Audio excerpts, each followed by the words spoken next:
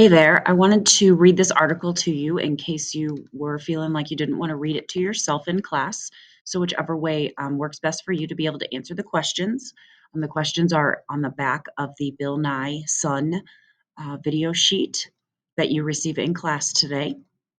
And you can also have a paper copy of this, or if you prefer to read it here on your own.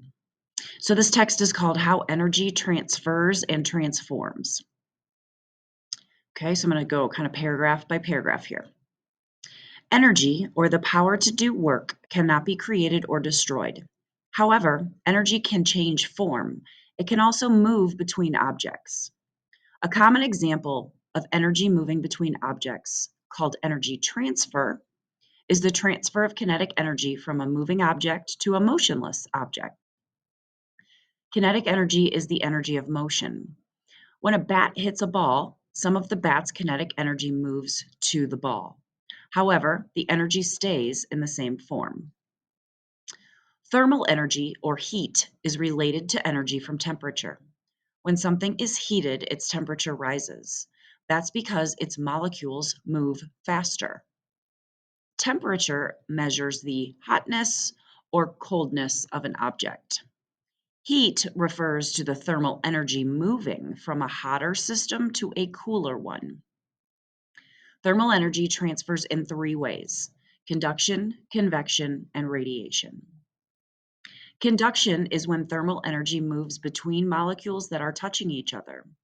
If you place a metal spoon in boiling water, the end not touching the water gets hot. This happens because metal is an excellent conductor. Heat travels through it easily. Some materials, such as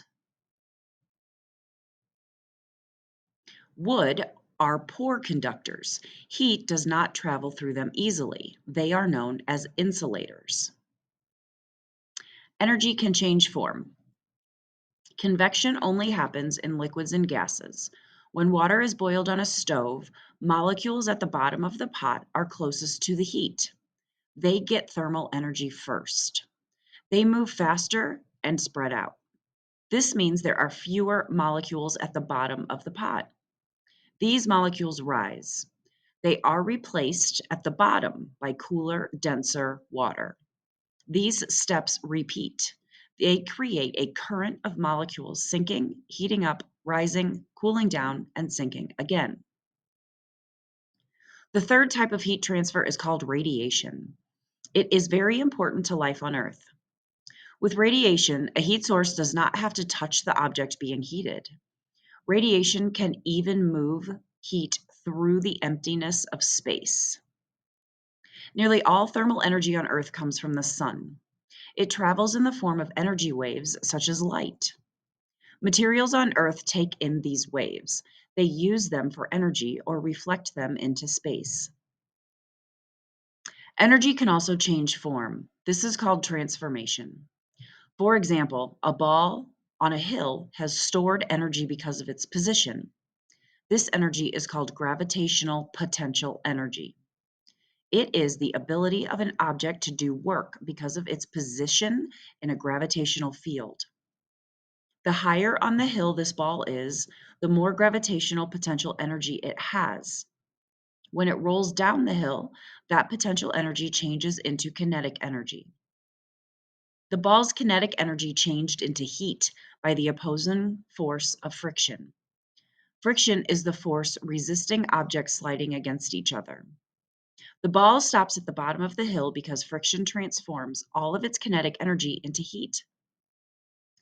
As with energy transfers, the amount of energy stays the same in transformations.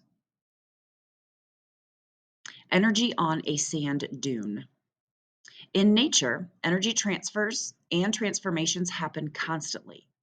Look at sand dunes in a coastal environment. Thermal energy shines from the sun. It heats the land and ocean. However, water heats more slowly than land. The temperature difference creates a convection current. This current appears as wind. The wind has kinetic energy.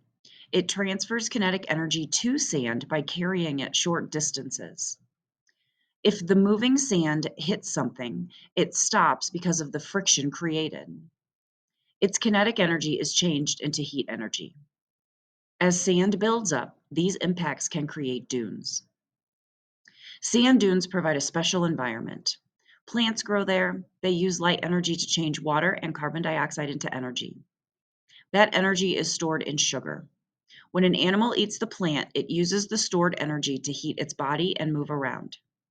This transforms the sugar's energy into kinetic and heat energy.